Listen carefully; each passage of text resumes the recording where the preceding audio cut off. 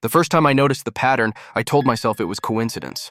People had been going missing in my town for years, not all at once, just often enough that it became background noise. A jogger who never came home, a teenage girl whose car was found abandoned, an older man who vanished on his way back from visiting his sister. Small town stuff, people said. Folks leave, folks run. But I work nights, and when you work nights, you start noticing things. Other people don't. I'm a delivery driver, mostly overnight routes between warehouses and convenience stores. Same roads, same stops, same lonely stretches of highway. One of those stops was a gas station just off Route 11, right at the edge of town. It was old, always half-lit, with buzzing fluorescent lights and pumps that looked like they'd been there since the 90s. Everyone called it Miller's Gas. It was the last place open before the road turned dark and empty for miles. I stopped there almost every shift. Coffee, bathroom, sometimes just to stretch.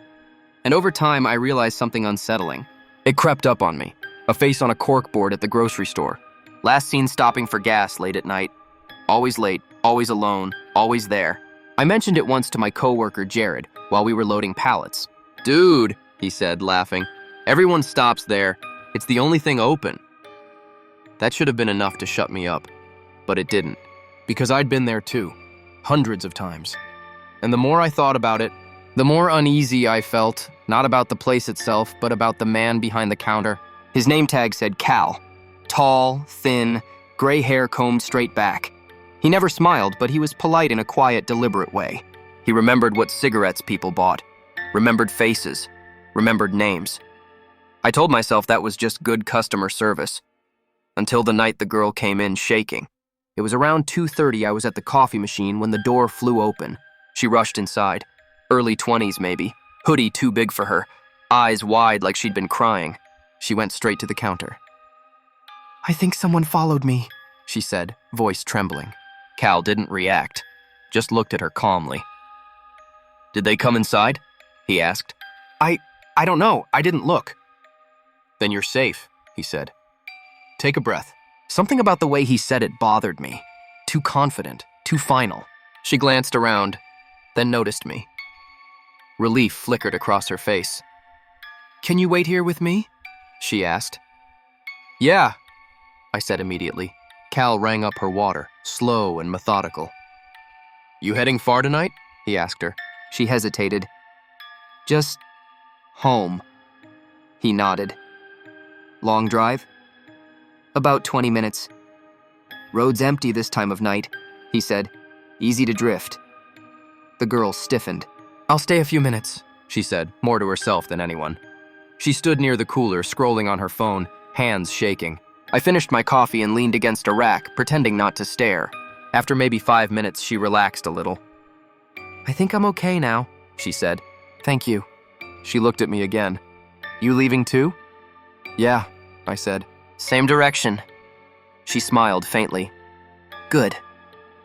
We walked out together. Her car was parked at the far pump.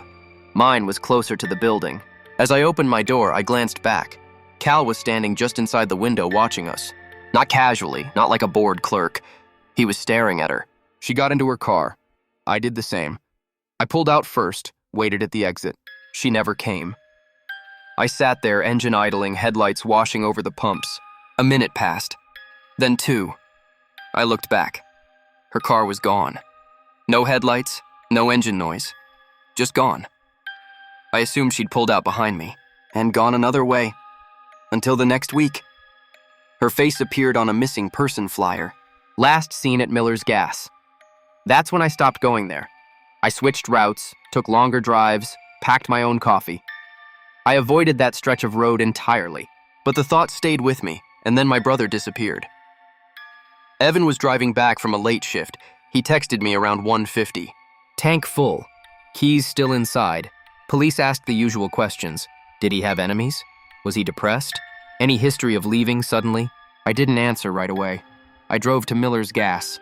The place looked the same. Buzzing lights, empty pumps, Cal behind the counter. He looked up when I entered. "Rough night?" he asked. "You see my brother?" I said. His eyes flicked to my face, studying it. "Lots of folks pass through," he said. "Don't do that," I snapped. "He was here."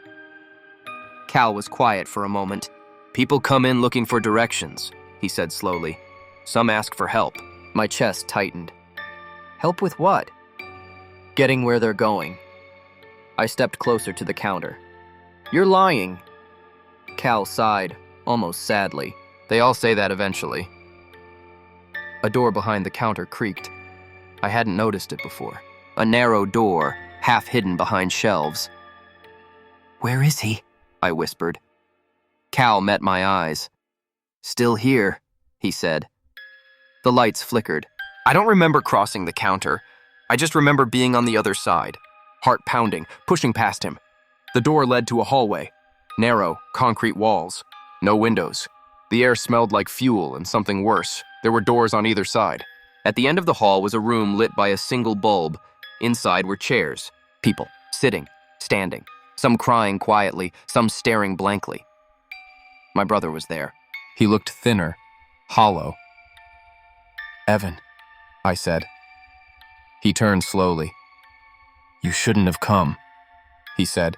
Cal appeared behind me. They don't leave, he said calmly. They arrive. I don't remember how I escaped, just that I ran until my lungs burned. And my car felt like salvation. The gas station burned down 2 weeks later. Electrical fire, they said. No bodies were found. The missing cases remain unsolved. Same buzzing lights, same empty pumps. And inside, a familiar man behind the counter, watching, waiting, ready to help.